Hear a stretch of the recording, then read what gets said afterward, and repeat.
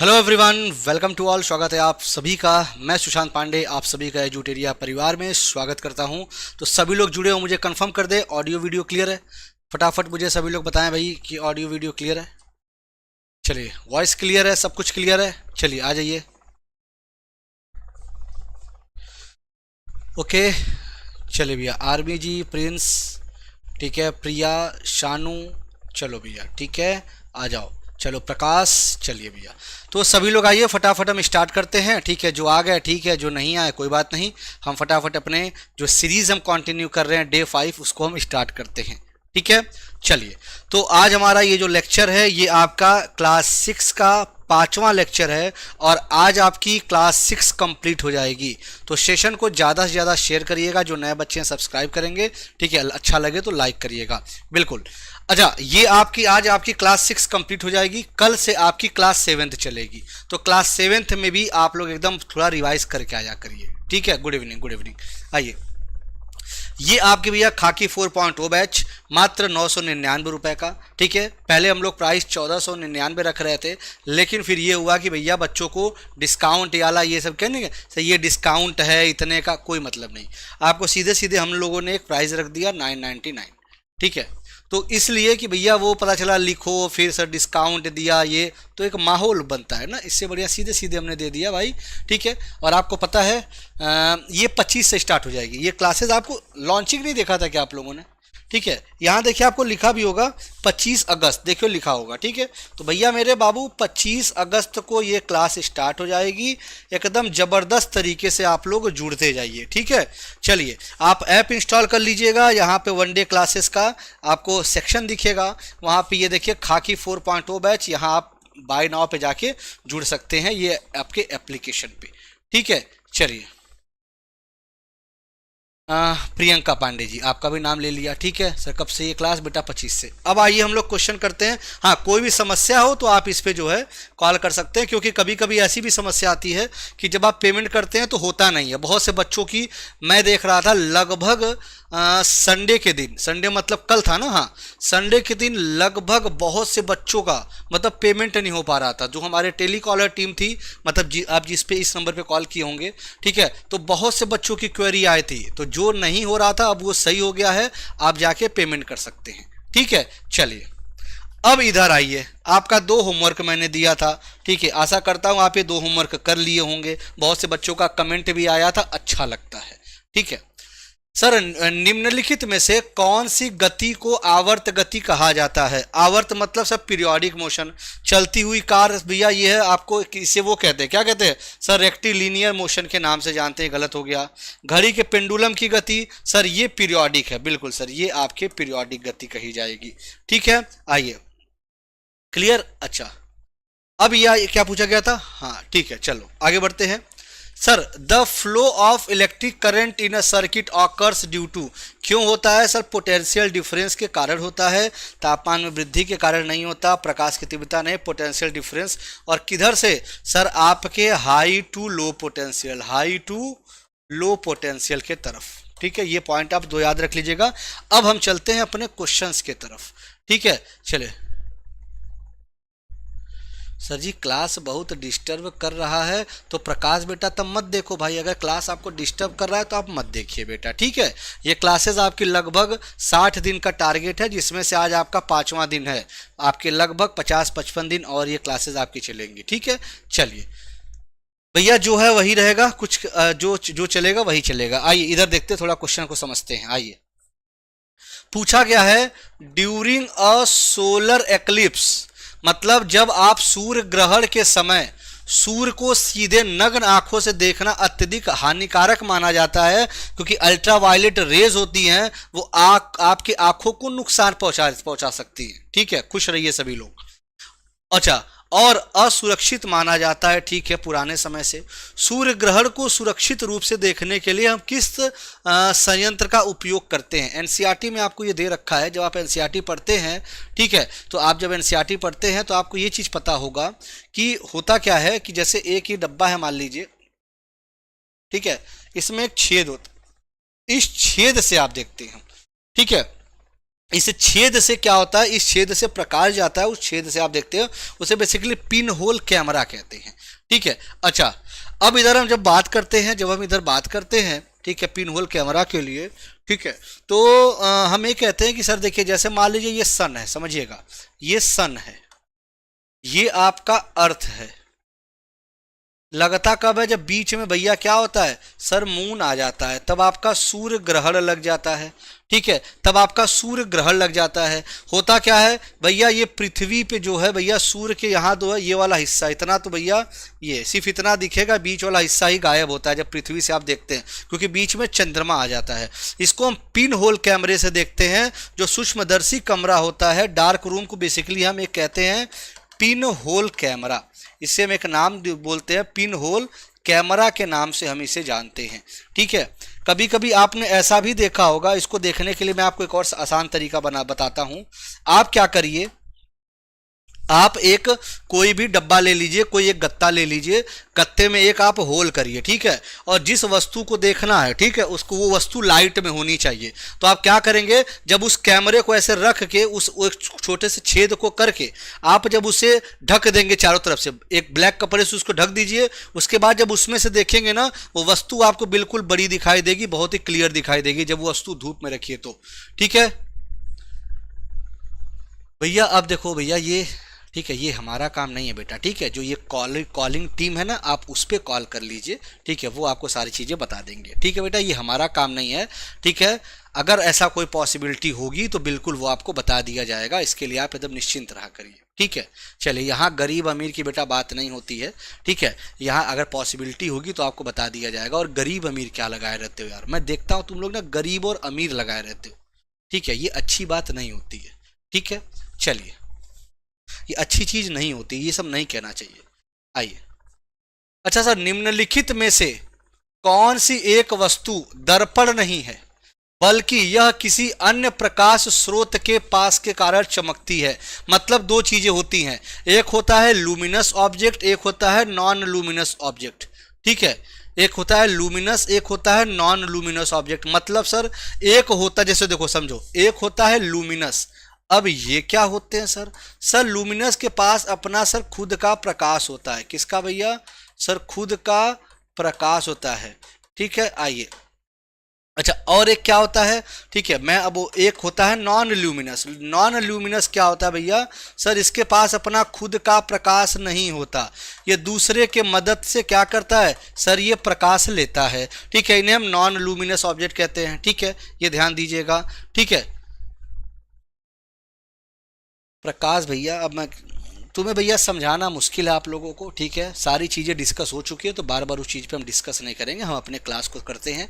ठीक है, जो एनसीईआरटी यहाँ पढ़ा रहे हैं पहले इसको पढ़ लेते हैं। ठीक है, आइए, चलिए, अब इधर आइए। अब आपको पता है कि जब यहाँ पे चीज़ें बेहतर आपको पढ़ा रहे हैं, जब हम फ्री में बेहतर पढ़ा रहे हैं, तो भाई जाहिर सी बात है पेड पे तो पूछना ही नहीं है, तो इस पर क्यों आप लोग फालतू समय पर बात करते हैं। ठीक है, चलिए, आइए, अब ये ध्यान दीजिएगा कि सर देखिए, अब ये जो चीज है सर, देखो सन लूमिनस है, सन लूमिनस है, लेकिन आपसे पूछा क्या गया है? नॉट। ठीक है, ठीक है, अच्छा, बेसिक प्रकाश स्रोत पूछा गया, मतलब आपसे बेसिकली लूमिनस और नॉन लूमिनस आपसे पूछा गया है। सन लूमिनस है, ठीक है सर। जलती हुई मोमबत्ती, सर इसकी खुद का प्रकाश, बिल्कुल सर ये भी सही है। टॉर्च का बल्ब खुद है, लेकिन क्या चंद्रमा अपने खुद के प्रकाश से चमकता है? तो बचपन से तुम सुनते आ रहे होगे कि चंद्रमा का खुद का प्रकाश नहीं है, तो ये आपके नॉन लूमिनस ऑब्जेक्ट है। ठीक है, अचमकीली वस्तु मानी जाती है इसे। ठीक है, आइए, अच्छा, किसी विद्युत परिपथ में धारा की दिशा होती है, मतलब पूछा गया है द डायरेक्शन ऑफ करंट। आइए समझते हैं, ये कॉन्सेप्ट अगर आप सीख लेंगे तो जीवन में कभी भी आप गलती नहीं करेंगे। मैंने आपसे दो चीजें बना दी, ये हो गया आपका पॉजिटिव टर्मिनल, ये हो गया नेगेटिव टर्मिनल। बात को समझिएगा, आपको एक चीज पता होगा, जो हमारा इलेक्ट्रॉन है वो नेगेटिव चार्ज है, तो किसकी तरफ जाएगा? इलेक्ट्रॉन किसकी तरफ जाएगा? बताओ मेरे भाई। सर पॉजिटिव की तरफ जाएगा। तो इलेक्ट्रॉन की दिशा किधर है? इलेक्ट्रॉन की दिशा किधर है? सर पॉजिटिव की तरफ। ठीक याद रखिएगा कि अगर इलेक्ट्रॉन की दिशा ये है तो सर करंट की दिशा बिल्कुल अपोजिट होती है। तो करंट की दिशा किधर हो गई? इधर हो गई। करंट की दिशा किधर हो गई, इधर हो गई। करंट की दिशा किधर हो गई सर, इधर हो गई। इट मीन्स कि sir higher potential to lower potential, positive to negative terminal, यही तो हुआ सर, हायर पोटेंशियल से लोअर पोटेंशियल की तरफ, ठीक है। हाँ, पॉजिटिव टू निगेटिव मतलब हायर टू लोअर। आपका कहाँ लिखा है कहीं पे sir, from positive terminal of an electric cell to a negative terminal. Answer तो चलिए सर सही हो गया, समझ में आ गया, लेकिन कुछ बातें और बता दीजिए। देखो भाई, क्वेश्चन याद रखिएगा, करंट क्या होता है सर, जब जितने भी charge Q by T, sir I क्या होता है, जितना आपका चार्ज फ्लो हो रहा है किसी एक समय में, उसी को हम कहते हैं सर क्या, करंट कहते हैं। भैया मैं आपको फिर बता दे रहा हूं, अगर इस पे आप लोग अगर क्लास में आना कम कर देंगे तो ये सीरीज में बंद कर दूंगा। बाकी अब वो आपका काम है कि आप अपने दोस्तों तक कैसे शेयर करते हैं, कैसे बोलते हैं, क्योंकि फिर ये गलत बात है। अगर आपके लिए कोई टीचर मेहनत कर रहा है, कोई अलग चीज़ आपको दे रहा है एक बेहतर तरीके से, तो आपका काम है उस चीज़ को ज़्यादा से ज़्यादा शेयर करना, ठीक है। नहीं तो फिर बीच में भैया मैं स्टॉप करके चला जाऊँगा, ठीक है। ये ध्यान दीजिएगा, आपको थोड़ा सोचना पड़ेगा इसको। करंट की यूनिट होती है कुलाम्ब पर सेकेंड, किसी एक बच्चे ने भी दिया है, बहुत अच्छा लगा, ठीक है। किसी एक बच्चे ने, प्रीति ने दिया था, ठीक है। कुलाम्ब पर सेकेंड बेटा इसकी आपकी क्या होती है, इकाई होती है। मापते किससे कर सर, आपको करंट को एमीटर से मापते हैं, और इसका एक बड़ा देखो फायदा भी होता है, एमीटर को हमेशा आप सीरीज में कनेक्ट करते हैं, ये भी याद रखिएगा। वोल्ट मीटर को आप पैरेलल में कनेक्ट करते हैं, ये भी आप याद रखिएगा, ठीक है। चलिए आइए, क्लियर, आगे बढ़ते हैं। चलो, पूछा गया एक ऐसी सरल युक्ति बताइए जो परिपथ को जोड़ अथवा तोड़ सकती है। मतलब क्या है sir, a simple device which can make और ब्रेक इलेक्ट्रिक सर्किट। अच्छा, अगर मान लो मैं एक ये सिंबल बना रहा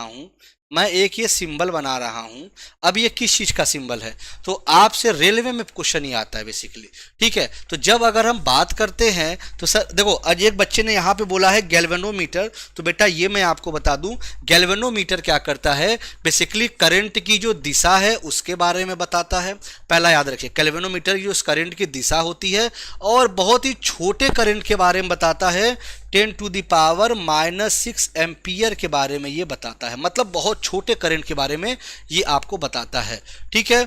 चलिए, ठीक है, अब इधर आते हैं। चलिए, अब देखिए, तो सर एक बात बताइए, जैसे आपके घर में यहाँ पे मान लीजिए आपको रूम में लाइट नहीं चाहिए, आप क्या करेंगे, आप जाके स्विच को ऐसे दबा देंगे, आप उसको ऑफ कर देंगे, ठीक है। लाइट चाहिए होगी तो ऑन कर देंगे, मतलब ऑन और ऑफ आप दोनों कर सकते हैं, ठीक है। ऑन और ऑफ आप दोनों कर सकते हैं। तो भैया आपके सामने ये दिख रहा है सर स्विच, ठीक है सर, सीधे सीधे जवाब हो गया हमारा स्विच, ये याद रख लीजिएगा, ठीक है। स्विच का काम होता है सर।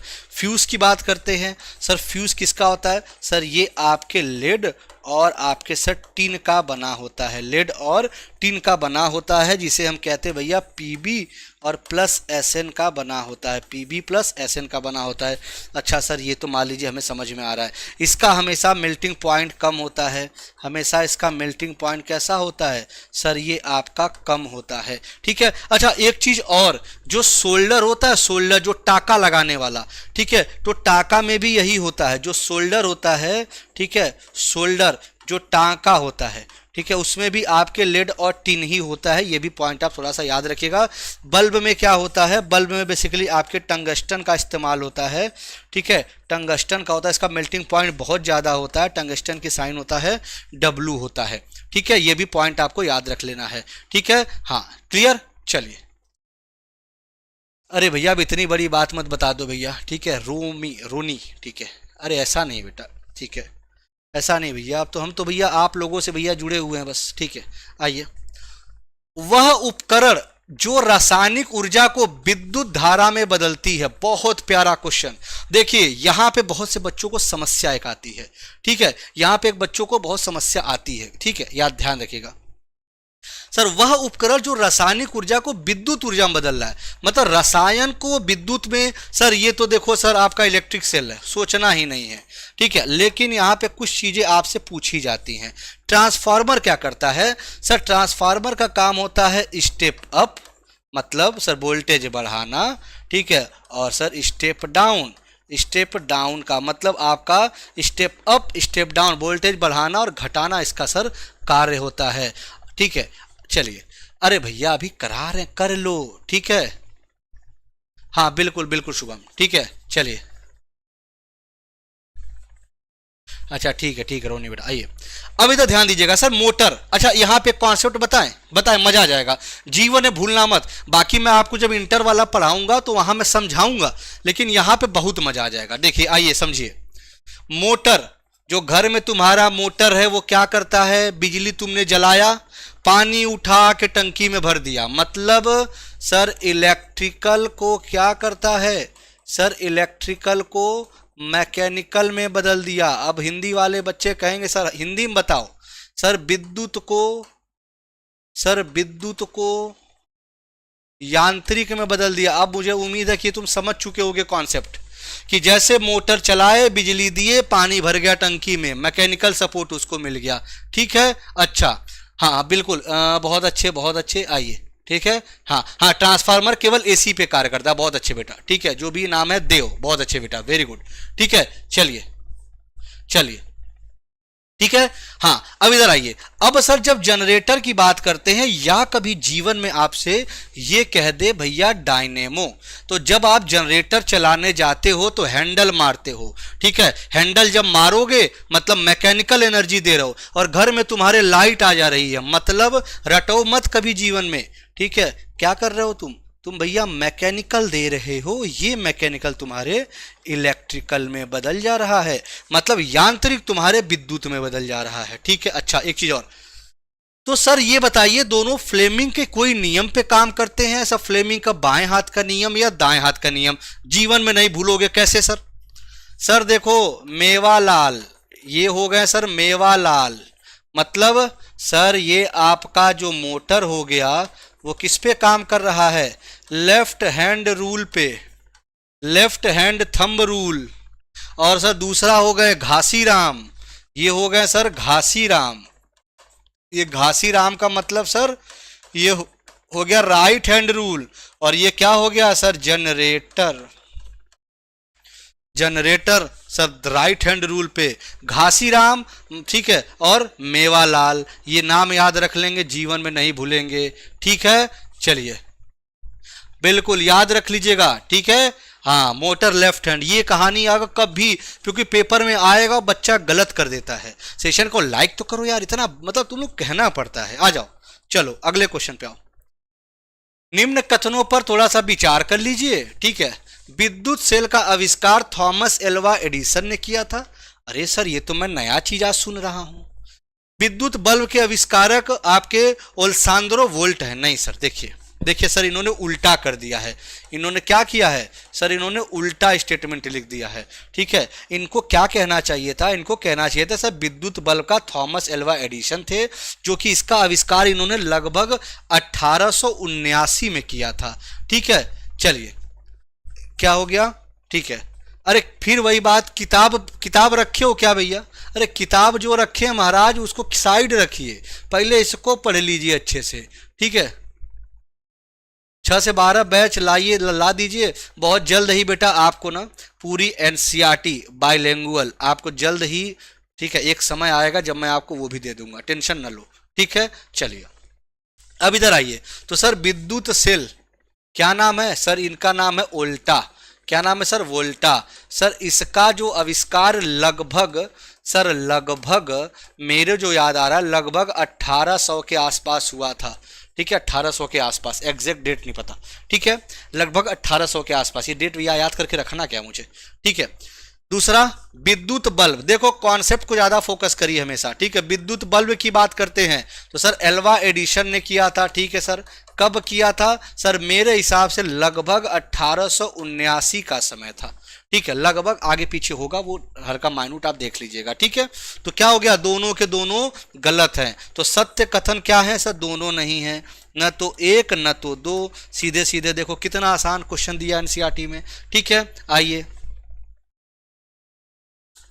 निम्न कथनों पर विचार कर लीजिए थोड़ा सा, ठीक है। बड़ा अच्छा क्वेश्चन है, बड़ा आसान क्वेश्चन है, ठीक है। स्वतंत्र, आज आपका क्लास 6 कंप्लीट, कल क्लास 7th के शुरू के 3 चैप्टर आप पढ़ के आएंगे। 7th का शुरू का 3 चैप्टर पढ़ के आएंगे, धुआंधार एक्सप्लेनेशन हम कराएंगे, ठीक है। चलिए ठीक है, धुआंधार एक्सप्लेनेशन हम कराएंगे। ठीक है, चलिए क्या हो गया, चलिए साइंस खत्म होने के बाद आर्ट्स का भी करा दीजिएगा। आर्ट्स का बेटा आई थिंक रवि सर कराएंगे। ठीक है, रवि सर कराएंगे आई थिंक। ठीक है बेटा, चलिए आइए। स्वतंत्र रूप से लटके चुंबक की दिशा केवल उत्तर की ओर होती है। अरे नहीं सर, हम तो सर बचपन से पढ़ते आ रहे हैं। अगर ये चुंबक है, इसको आपने बांध दिया है, जब छोड़ेंगे तो सर नॉर्थ और साउथ में ही जाके रुकेगा। कभी भी छोड़िए नॉर्थ और साउथ में जाके रुकेगा तो ये काट दीजिए। सीधे सीधे ये गलत हो गया। सिर्फ नॉर्थ में कैसे रुकेगा भाई, नॉर्थ और साउथ में रुकेगा क्योंकि दो पोल होते हैं ना बेटा। ठीक है, आइए। सभी चुंबकों को दो ध्रुवों होते हैं, चाहे उनका आकार कैसा भी हो। बिल्कुल सर, देखो सर ये भी है, इसको काट दो फिर आ जाएगा। जैसे मान लो ये नॉर्थ और साउथ था, काट देंगे तो फिर ये नॉर्थ, ये फिर साउथ हो गया। फिर इसको काट दीजिए, फिर नॉर्थ और फिर साउथ हो गया। मतलब ये नॉर्थ साउथ हो जाएंगे। चाहे आप कोई सा मैग्नेट ले लो, चाहे आप ये देखेंगे हॉर्स शू मैग्नेट ले लीजिए, चाहे बार मैग्नेट ले लीजिए, चाहे लाइन मैग्नेट ले लीजिए, कोई भी मैग्नेट लेंगे आप हमेशा नॉर्थ और साउथ ही जाके रुकेगा। ठीक है, क्लियर क्लियर, आगे बढ़े, चलिए। बिल्कुल सर, ये एकदम सही है। तीसरा, विरामावस्था में कंपास की सुई सदैव उत्तर दक्षिण। बिल्कुल सर, यही तो मैं समझाना चाह रहा था, उत्तर दक्षिण में जाके रुकती है।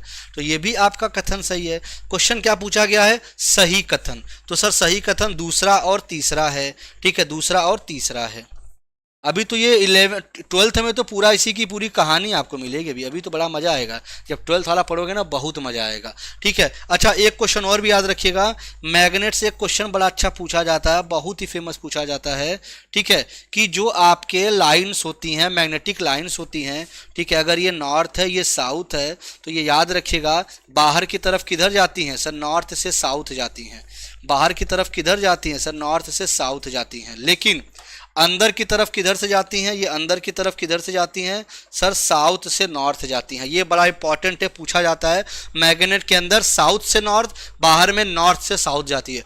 कभी ये एक दूसरे को काट नहीं सकती। अगर क्वेश्चन ये पूछ दे बहुत पास में होती हैं तो इसका मतलब क्या होता है सर, हाई मैग्नेटिक फील्ड होता है। दूर होती है तो स्ट्रॉन्ग मैग्नेटिक फील्ड होता है। ठीक है, तो ये पॉइंट आप याद रख लीजिएगा। ठीक है, क्लियर, चलिए आगे बढ़ते हैं। इधर आइए क्वेश्चन पे। देखो समझाने के लिए तो सब बहुत कुछ चीजें हैं। ठीक है, जैसे मान लो मैं अगर आपसे बोला, ये मान लो कोई आपका कॉयल है, ये मैग्नेट है। अब इसको मैग्नेट को आप बार बार आगे लेके जा रहे हो, फिर पीछे लेके जा रहे हो, फिर आगे लेके जा रहे हो, पीछे लेके जा रहे हो, तो इससे होता क्या, मैग्नेटिक फ्लक्स चेंज होता है। मतलब कैसे सर, जैसे मान लीजिए ये मैग्नेट है, ठीक है, इसकी मैग्नेटिक लाइंस ऐसे जा रही हैं, मैग्नेटिक लाइंस ऐसे जा रही हैं। आप यहाँ पे कॉयल रख रहे हो, अब आगे ला रहे हो कॉयल, फिर पीछे ला रहे हो, तो मैग्नेटिक फील्ड्स उस आपके कॉयल से पास हो रही है, उस कॉयल से पास हो रही हैं, तो आप उसी को बोल देते हैं भैया फ्लक्स। ठीक है, मैग्नेटिक फ्लक्स कहते हैं, जिसे आप वेबर में मापते हो। क्वेश्चन पूछा जाता है, ठीक है, वो क्या होता है, वो वेबर में आप उसे मापते हो। और अगर उसी को किसी क्षेत्र से आप डिवाइड कर देंगे तो आपका मैग्नेटिक फील्ड निकल जाता है, जिसे आप टेस्ला के नाम से जानते हैं। ये सारे पॉइंट आपको याद रखने हैं। ठीक है, अच्छा ठीक है, कोई बात नहीं, कोई बात नहीं बेटा। ठीक है, आप लोग कैसे भी देखो क्लासेस देखिए, मैं आपसे पहले दिन बता रखा था कि 6 से 12 तक का कंप्लीट कराऊंगा। भले ही ये लगभग आपके 55-50 दिन लगेंगे, लेकिन उसके बाद कभी जीवन में कोई भी क्लास साइंस की करने की जरूरत नहीं पड़ेगी आपको। ठीक है, सारे कॉन्सेप्ट क्लियर हो जाएंगे, आपको भी थोड़ी सी मेहनत करनी होगी अपने तरफ से। ठीक है, चलिए क्लियर, आइए ये ध्यान दीजिएगा। अब इधर आइएगा कि सर ये पूछा गया है, ठीक है, ये पूछा गया है आपसे कि भैया चुंबक अपना जो चुंबकत्व होता है वो खो सकता है यदि चुंबक अपना चुंबकत्व तो खो सकता है यदि हम इस चुंबक को क्या करें। देखिए भैया सिंपल सी बात है, अगर उसकी जो चुंबक है, अगर उसके आपकी अलाइनमेंट क्या होता है, अलाइनमेंट का मतलब होता है, जैसे मान लीजिए अगर कोई मैग्नेट ऐसे है तो कहते हैं वो एक अलाइन में है। जैसे आप जब पीपीटी बनाते हैं तो उसमें आता है ना लेफ्ट अलाइनमेंट, राइट अलाइनमेंट, मतलब एक व्यवस्थित तरीके से। तो अगर क्या होता है कि जैसे मान लीजिए ये अलाइनमेंट आपको ऐसे दे रखा है, अब क्या करेंगे, जब इसको आप पीटेंगे तो अलाइनमेंट में बदलाव होगा, तो उसका क्षरण होगा, उसका चुंबकत्व का क्षरण हो जाएगा। तो बिल्कुल ये सही है। ठीक है, ऊंचाई से गिराएंगे तो भी आपके अलाइनमेंट उसका बदलाव होगा, नीचे गिरेगा, ठीक है, बदलाव होगा अलाइनमेंट, तो उसका क्षरण होगा। गर्म करने पर तो सर होता ही है, गर्म करने पर तो सर मैग्नेटिक फील्ड भैया अंतर आता ही है। तो तीनों के तीनों आपके क्या हो गए, ठीक है। चलिए, पूरा मतलब 6 से 12 तक ही आता है भाई, ठीक है। ऑल आउट में 6 से 12 तक दिया, पूरा करा दूंगा आपको, ठीक है। आइए, तो भैया 1, 2 और 3, मतलब सर ये पूछा गया ना कौन सा फॉल्स है।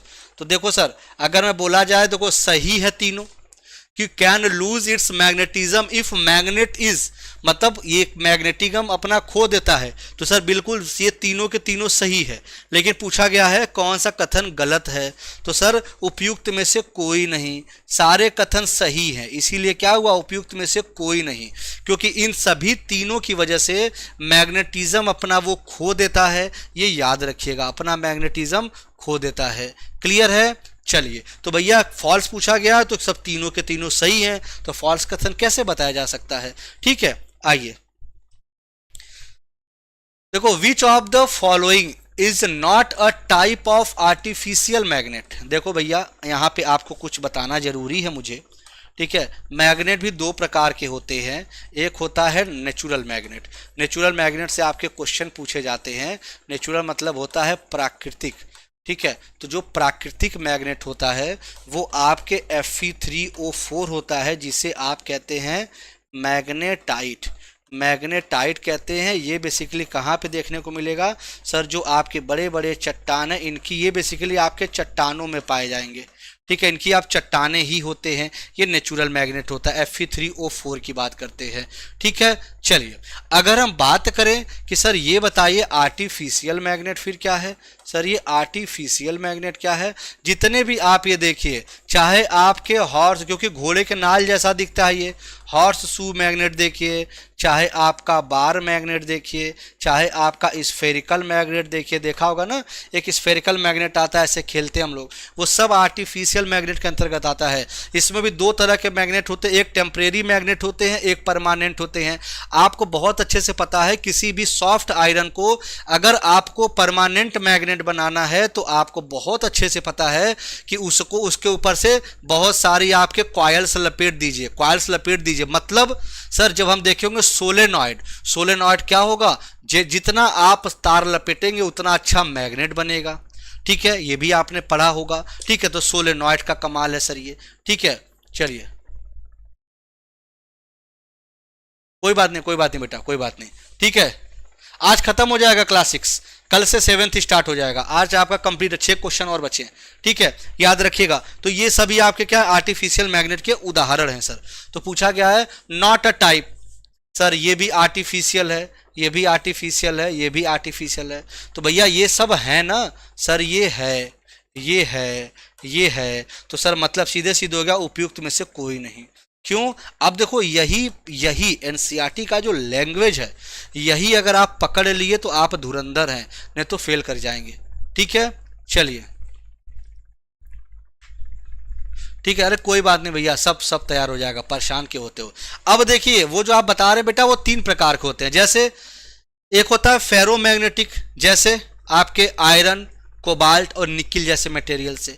एक होता है डाई मैग्नेटिक, एक होता है पैरामैग्नेटिक, ठीक है। ये हम जब इंटर वाला पढ़ाएंगे उसमें आपको पूरी ये चीज़ें पढ़नी है, परमेबिलिटी क्या होती है, सारी चीज़ें हम वहाँ पे इंटर वाले क्लास में ये दे रखा है आपके, ठीक है। तो पहले हम बेस बना रहे हैं, 6 का पढ़ेंगे, 7th का पढ़ेंगे, फिर आगे धीरे धीरे धीरे धीरे तब आपको बेहतर चीज़ें समझ में आएंगी जब मैं समझाऊंगा तो, ठीक है। तो याद रखिएगा, मैं यही समझ रहा था मेरे लाल, ठीक है। मैं किसी ने बोला ना कि सर सी होगा, ठीक है, बुलबुल जो भी नाम है, ठीक है। बेटा बाबू बच्चा, तुम्हें एक चीज़ समझाया गया था अभी कि क्या following is not a type of artificial magnet. तो मेरे लाल ये तीनों है ना, क्वेश्चन क्या पूछा गया, नॉट अ टाइप ऑफ। जब तीनों हैं तो सर उपयुक्त में से कोई नहीं, क्योंकि पूछ दिया है नॉट अ टाइप ऑफ कि उनमें से कौन सा नहीं है। तो जब तीनों है ना, ठीक है, क्योंकि तीनों तो आर्टिफिशियल है ना, नहीं है तो भैया पूछ दिया, मतलब इनमें से आपके उपयुक्त में से कोई नहीं हो जाएगा, ठीक है। चलिए,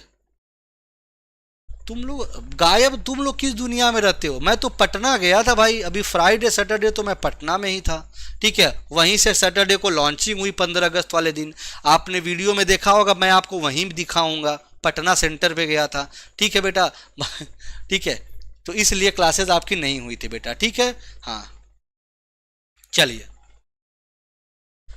केचुए एक विशेष समय पर ही जमीन से बाहर आते हैं। केचुआ के बारे में कुछ कहानी बता दें सर, ठीक है। जो इसका हीमोग्लोबिन होता है ये प्लाज्मा में होता है, पहला पॉइंट।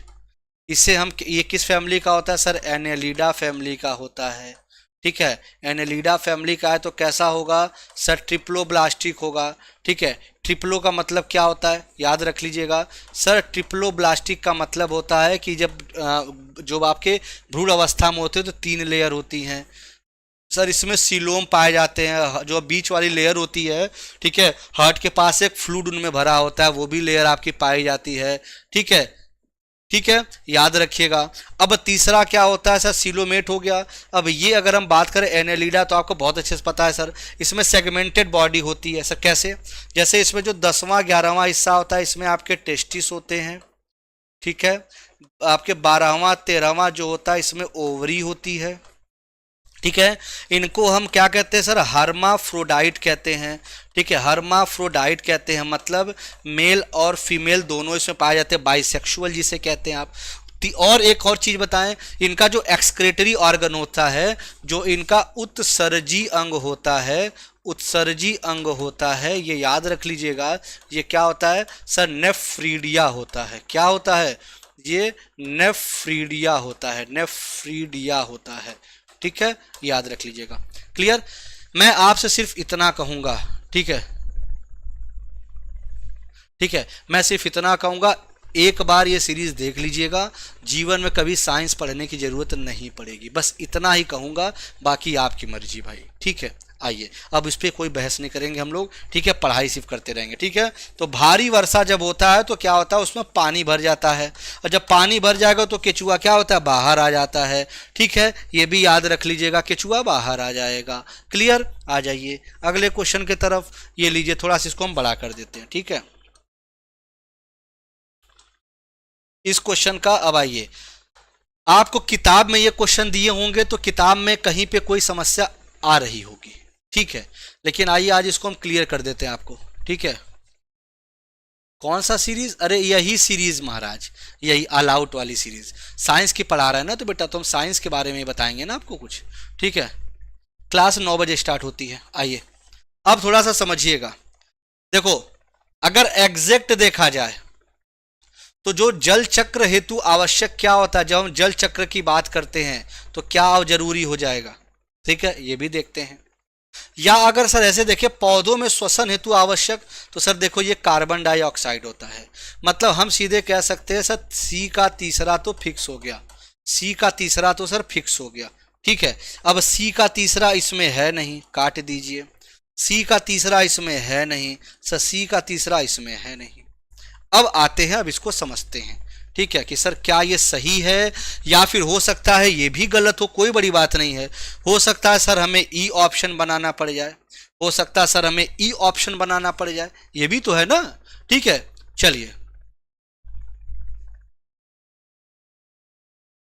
अरे पढ़ने के बाद भूल भी ना ना, तब ये तो आपकी फॉल्ट है भैया, ये गलत है फिर, ठीक है। चलिए अब समझिए, देखो नाइट्रोजन क्या करता है सर, मृदा की उर्वरता बढ़ाने में सहायक होता है। कैसे, आपको पता है, आप क्या करते हो, नाइट्रोजन को नाइट्रेट में बदल देते हो, ठीक है। नाइट्रोजन को एसिटोबैक्टर, ये सारे जो बैक्टीरिया होते हैं क्या करते हैं, नाइट्रोजन को नाइट्रेट में बदल देते हैं, ठीक है। चलिए तो या फिर मैंने क्या बोला अभी, जब समझा रहे हैं ये मत जाओ, इस कहानी पे मत जाओ, ये तुम्हारे किताब से मैंने अलग बनवाया है। मैं आपको पिछली लास्ट वाली शेप बोला था, ऑप्शंस मैंने बहुत से सफल कराए हैं, जिससे तुम ये रट के आते हो ना, यहाँ सोचते हो टिक मार दोगे, वो ध्यान देना, वो वाली कहानी मैंने चेंज करा दी है, ठीक है। अब इधर आ जाओ। चलो तो अगर तुम्हें बात करते हैं कि मृदा की तो नाइट्रोजन उसमें कारगर होता है कहीं ना कहीं, तो सर ये हो गया आपका बी का चौथा हो गया। कहीं दिख रहा है क्या बी का चौथा, नहीं, मतलब सर ये भी गलत हो गया। बहुत अच्छी बात है सर, ठीक है। अब इधर आइए, ऑक्सीजन और आपके किसमें, आपके वाटर वेपर, दो क्वेश्चन आ रहा है। बंद कमरे में घुटन का अनुभव और जल चक्र हेतु आवश्यक। वाटर साइकिल में अगर आप देखेंगे तो कहीं ना कहीं वाटर साइकिल में आपके किसका रिस्पॉन्सिबिलिटी होती है, ऑप्शन देना ये, ठीक है। ये याद रख लीजिएगा, ठीक है। तो ऑप्शन देना है क्योंकि गलत है ना, चारों ऑप्शन, चारों ऑप्शन आपके गलत है ये, ठीक है, ये याद रखिएगा। अब देखो दो चीजें, अब देखो आपको कभी कभी ऐसा देखा होगा जब जलवाष्प होता है, आप जैसे मान लीजिए इस कमरे में बैठे हैं, एक फील करिएगा, इस कमरे में बैठे हैं, तो जब इस कमरे में अगर आप बैठे हैं और आपको अगर जलवाष्प की मात्रा ज़्यादा हो तो क्या आपको सफोकेशन होती है कि नहीं। जैसे जब बहुत नमी हो और आपके कमरे में हवा बंद कर दी जाए और आपको उस नमी वाले कमरे में बैठा दिया जाए तो आपको सफोकेशन होता है कि नहीं, तो आप कहेंगे सफोकेशन होता है सर, ठीक है। जो बता रहा हूँ समझ लेते, नहीं तो बी के चक्कर में अपना कहानी जान प्राण फेंक दोगे, ठीक है। अब तुम जान प्राण फेंक दोगे, अब तुम्हारे हिसाब से लिखा है ऑक्सीजन, तो ऑक्सीजन क्या पौधों के श्वसन हेतु आवश्यक होता है। आप लोग रटते हैं, सबसे बड़ी कमी आपकी यही है, आपकी अपनी, इसीलिए आप फेल्योर होते हैं, रटते हैं आप। मैं कह रहा हूं किताब को भी साइड कर दो, किताब वाला ऑप्शन मैंने रखा ही नहीं है, क्यों परेशान हो तुम, ठीक है। चलिए चलिए याद रखिएगा, तो भैया बिल्कुल याद रखिए। तो देखो बी हो गया, अब बचा आपका डी और ए के बारे में सिंपल सी बात याद रख लीजिएगा सर, जल चक्र हेतु ये आवश्यक होता है, जल चक्र हेतु सर ये आवश्यक होता है। वहीं जब हम बात करेंगे वाटर वेपर की तो बंद कमरे में घुटन का जो अनुभव होता है, ठीक है, feeling of suffocation in a closed room. अब देखो इससे दो चीज़ें भी रिलेटेड हैं। पहला तो देखो जो मैंने आपको कॉन्सेप्ट बताया उसके हिसाब से आप देखोगे तो आपको जलवाष्प भी सही लगेगा। अगर आप ये भी कर दीजिए बंद कमरे में जो घुटन है, आप उसके लिए ये भी कह सकते हैं कि सर ऑक्सीजन रिस्पॉन्सिबल होता है, लेकिन आप ये नहीं कह सकते कि भैया जल चक्र में आवश्यक होता है। तो देखिए अब इसका मैं आपको दो चीजें बता दूं, एक ऑप्शन ये भी सही हो सकता है, ठीक है, और आपको इसीलिए मैं कहता हूं पूरा डिटेल समझिए चीजों का, और एक ऑप्शन आपका ये भी सही हो सकता है, एक ऑप्शन आपका ये भी सही हो सकता है। दोनों का मैंने आपको कारण बता दिया क्यों, ठीक है, दोनों का मैंने कारण बता दिया आपको क्यों, ठीक है। ये आपका हो गया दूसरा। कैसे मैंने बता दिया भैया, जल चक्र की बात होगी तो वहां भी वाटर वेपर क्या हो सकता है, लेकिन अगर बंद कमरे में आपको बंद कर दिया जाए और आपको ह्यूमिड एयर में बंद कर दिया जाए तो भी आपको सफोकेशन होगा, ठीक है। ये भी पॉइंट आप दिमाग में बैठा लीजिए। और अगर हम बात करें कि सर अगर हम बात करते हैं जल चक्र के लिए सर ऑक्सीजन भी जरूरी होता है, तो इसके ऑप्शन आपके बेसिकली ये दोनों के दोनों बनेंगे, ठीक है। अब आपके पेपर में किस तरह का ऑप्शन आएगा आपको उस पर दिमाग लगाना है, लेकिन ये चारों के चारों ऑप्शन आपके गलत हैं, एकदम सीधे सीधे गलत हैं, ठीक है, याद रख लीजिएगा, ठीक है, ये याद रख लीजिएगा, बहुत इंपॉर्टेंट है, ठीक है। चलिए आइए इधर आते हैं। सर वात सूचक प्रयुक्त होता है, अब आप कहते हैं सर ये क्या है। आपने देखा होगा कभी कभी एक ऐसा बना होता है, ऐसा देखा होगा, ऐसे यहाँ पे पक्षी बैठी रहती है, एक डिजाइन में देखा होगा ना, ऐसे बना होता है, ठीक है। ये क्या होता है, ये ऐसे घूमता रहता है। अब ये किसके बारे में बताता है, वायु की गति के बारे में, वायु की दिशा के बारे में, वायु दाब मापने हेतु या वायु का घनत्व मापने के लिए, बताइएगा मेरे लाल, ठीक है। चलो भैया किसी को दो मत, खुद पढ़ लो महाराज, क्विज बोर्ड है ना, खुद पढ़ लोगे तो बड़ा बढ़िया रहेगा, ठीक है। आइए चलिए भैया तू चिल्लाते रहो, भैया बी होगा सी होगा, चिल्लाते रहो मेरे लाल, ठीक है। आइए चलो मेरे मेरे सोना चिड़ैया सुग्गा मुग्गा, ठीक है, बताओ, आ जाओ मेरे लाल, ठीक है। चलिए इस क्वेश्चन का जवाब दीजिएगा, बहुत प्यारा क्वेश्चन है। मैं कह रहा हूं कि किताब से, पिछले लेक्चर से कह रहा हूं, बहुत से ऑप्शन मैं खुद चेंज कर रहा हूं, तो दिमाग मत लगाओ। मुझे पता है तुम्हारे पास किताब है, यहां तुम्हें धुरंधर बनना है, फट से देख के अरे सर टिक, ये देखे टिक, तो वैसा नहीं किया मैंने, टेंशन न लो तुम, ठीक है। चलिए आइए चलिए, तो याद रखिएगा सर वात सूचक भैया अगर बात करें तो वायु की दिशा मापने हेतु ये प्रयोग किया जाता है, वायु की दिशा मापने हेतु ये प्रयोग किया जाता है, ये पॉइंट आप याद रख लेंगे, ठीक है। चले वायु दाब, सर एयर प्रेशर की बात करते हैं तो इसे हम कहते हैं सर बैरोमीटर, वायुमंडलीय दाब ये मापता है बैरोमीटर। लेकिन अगर कभी आपसे ये बोल दे, अच्छा वायु की गति बोल दे, तो सर एनीमोमीटर, ठीक है, एनीमोमीटर होता है। लेकिन कभी आपसे ये कह दे कि भाई मेरे गैसीय दाब, अगर आपसे ये कह दे गैसीय दाब, तो याद रख लीजिएगा इसे हम कहते हैं मैनोमीटर के नाम से हम इसे जानते हैं, मैनोमीटर के नाम से हम इसे जानते हैं। ठीक है, याद रख लीजिएगा। आइए बताइए, प्रकाश संश्लेषण के विषय में विचार करिए। मैंने आपको बहुत डिटेल में प्रकाश संश्लेषण पढ़ा रखा है, पहले लेक्चर में ही आपके प्रकाश संश्लेषण का हमने पोस्टमार्टम कर दिया था, अगर आपको याद आ रहा हो तो। पहले लेक्चर में ही हमने प्रकाश का पोस्टमार्टम कर दिया था। बताइए, चलिए बढ़े आगे।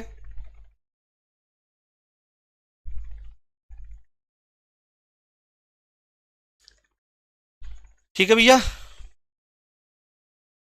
चलिए चलो भैया, देखिए कितने क्वेश्चन है आपके, 2 क्वेश्चन और होंगे।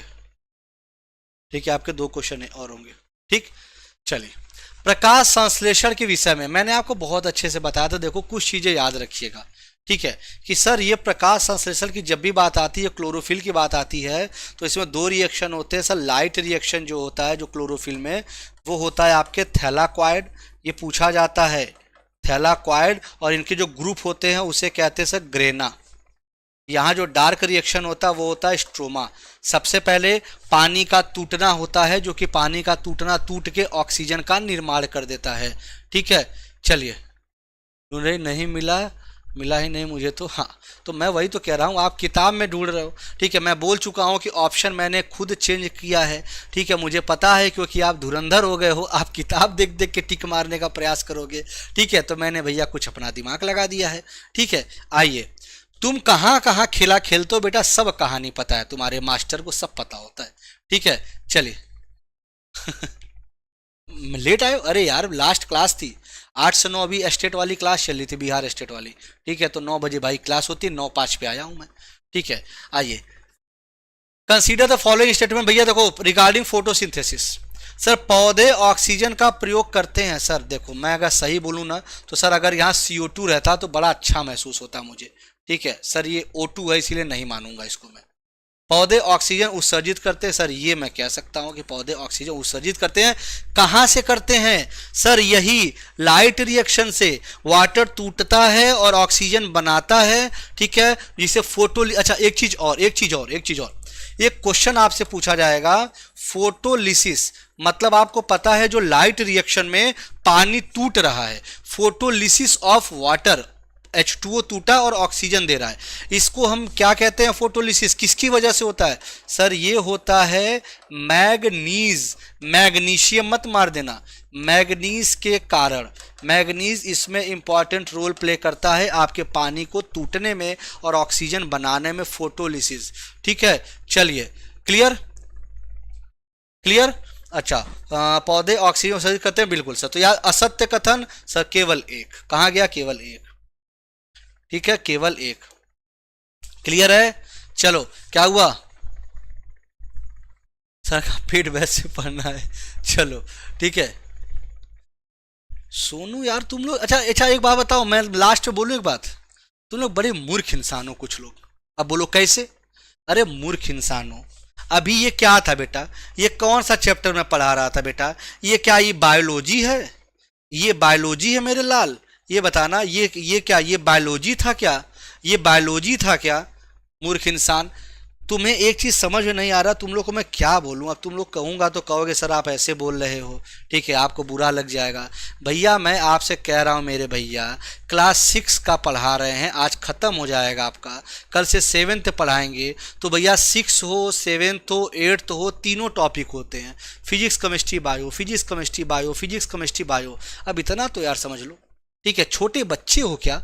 ऐसे नहीं कहता, छोटी बच्ची हो क्या, ऐसे कहता है ना, बस वही वाला तुम्हें कहना पड़ रहा है। आ जाओ इधर, चलिए।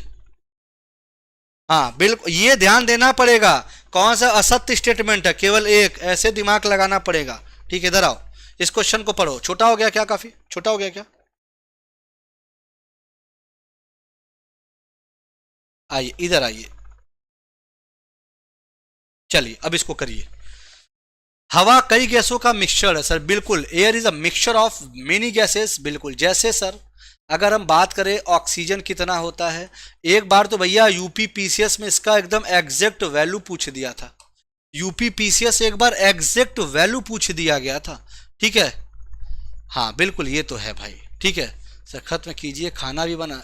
तो भैया तुम अपना जीवन खत्म करने जा रहे हो क्या? अरे ऐसा मत करना दो, ठीक है, जीवन बहुत कीमती है बेटा, ठीक है। नाइट्रोजन कितना है सर? ये लगभग आपका 78% होता है, ठीक है। अच्छा सर, अगर हम बात करें आर्गन का कितना होता है, तो आर्गन लगभग बेटा 0.93% के आसपास होता है। आपका CO2 के बारे में पूछ दिया जाता है तो 0.03% होता है।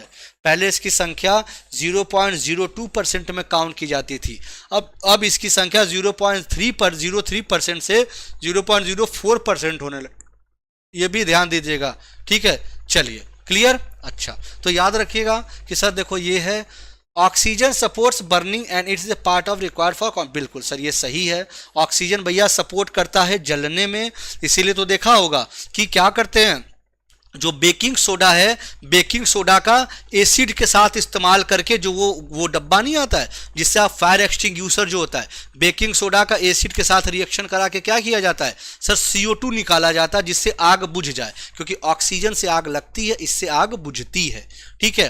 तो याद रख लीजिएगा नाइट्रोजन हवा का वह घटक है जो मोमबत्ती के जलने में, अरे क्या सर क्या मजाक कर रहे हो, नाइट्रोजन से क्या मतलब, ऑक्सीजन से मतलब है जलने में ना, ठीक है। तो तीसरा तो गलत हो गया।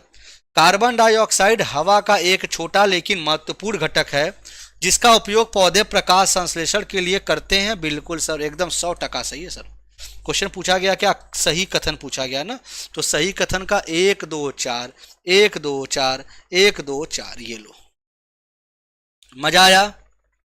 अच्छा ईमानदारी से बताइएगा, ठीक है, अभी नहीं, क्लास के बाद कमेंट करके, क्लास 6 वाला NCERT समझ में आ गया आपको कि नहीं, ठीक है। ये आज आपका लास्ट क्वेश्चन है क्लास 6 का, कल से 7th स्टार्ट हो जाएगा। हवा के गुणों के बारे में, हवा के गुणों के बारे में नीचे दिए गए कथन पर विचार कर लो भैया, ठीक है। ये अच्छा क्वेश्चन है, ये अच्छा क्वेश्चन, इस पे थोड़ा सा मैं और आपको थोड़ा सा चर्चा भी कर दूंगा इस पे, आइए, ठीक है। पूछा गया है पृथ्वी को घेरे हुए हवा को पतला वायुमंडल कहते हैं, ठीक है, मतलब the air surrounding the earth is called the thin atmosphere, बिल्कुल। देखो जैसे मान लो ये पृथ्वी है, ठीक है, अब इसके मान लो ये जो पहली लेयर है, ठीक है, फिर इसके ऊपर दूसरी लेयर होती है, फिर ये तीसरी लेयर होती है, फिर ये चौथी लेयर होती है, फिर भैया उसको कहते हैं ना, भैया आप तू जा फ्री हो जा, ऐसे कहते हैं ना जब आप उब जाते हैं, ठीक है, क्लियर। तो कहते हैं ना भैया जा तू फ्री हो जा, तो ये होता क्या है बेसिकली समझिएगा, ये पहला होता है आपका ट्रोपोस्फेयर, ठीक है, पहले ऐसे ऐसे मैं लिख देता हूं, पहला लेयर होता है ट्रोपोस्फेयर जिसे क्षोभ मंडल कहते हैं, ठीक है।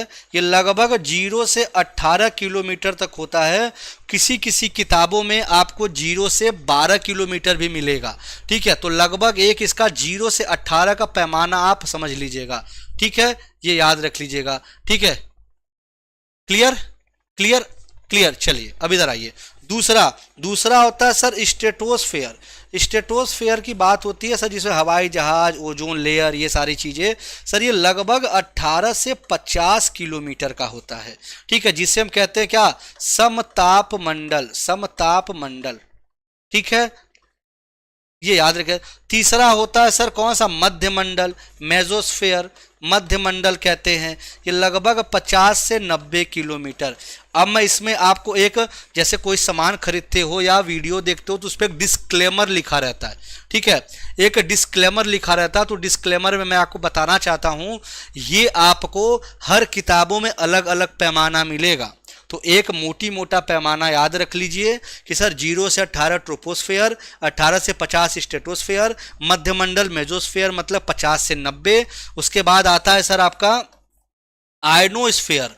आयनोस्फेयर क्या है सर, लगभग ये 90 से लेके 400 किलोमीटर का होता है आयन मंडल, जिसमें आपके बहुत सारे जो आयन्स होते हैं वो एब्जॉर्व कर लिए जाते हैं हानिकारक, ठीक है, आयन मंडल, और जो आपकी जो कम्युनिकेशन से सारी चीज़ें हो रही हैं वो आयन मंडल की मदद से हो रही हैं, ठीक है। अच्छा अब अगर हम अब देखो, फिर अब वही मैं बोला ना नीतू बेटा, मैंने वही आपको समझा रहा हूँ, कहीं कहीं 12 दिया रहेगा, ठीक, कहीं कहीं 13 दिया रहेगा, कहीं कहीं 15 दिया रहेगा, आप एक मोटी मोटा आंकड़ा याद रख लीजिए, ठीक है, इसमें इससे ज़्यादा नहीं भटकना है, इससे ऊपर भी नहीं जाना है, ये मैक्सिमम आंकड़ा है और इससे ज़्यादा आपसे नहीं पूछेगा, ठीक है, यही आंकड़ा आपको याद रखना है, ठीक है, तो याद रख लीजिएगा 0 से 18, 18 से 50, 50 से 90, 90 से 400। ठीक है, ये आपका आयनोस्फीयर। बाद में आता है बहिर्मंडल, पूरा भैया जिसे एक्सोस्फीयर कहते हैं, वो 400 के बाद सब बहिर्मंडल का हिस्सा है आपका।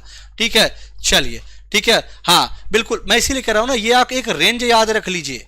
मैं आपको डिस्क्लेमर क्यों लिखा बोला हूं बड़े बड़े अक्षरों में, इसीलिए बोला था। ठीक है, चलिए, क्लियर। तो भैया ये देख लीजिए आपका क्या हो गया, घेरे हुए पतला वायुमंडल है, बिल्कुल सही है सर। दूसरा, जैसे जैसे हम वायुमंडल में ऊपर जाते हैं हवा से अधिक सघन, ना सर ये गलत है, अधिक सघन नहीं सर, हम विरल होते जाते हैं। विरल का मतलब होता है रेयरर। अब आप खुद जान जाओ, अगर नीचे हमारा एटमॉस्फेयर है, इतनी धूल गंदगी है, तो जाहिर सी बात है यहाँ पे सघन होगा, डेंसर होगा।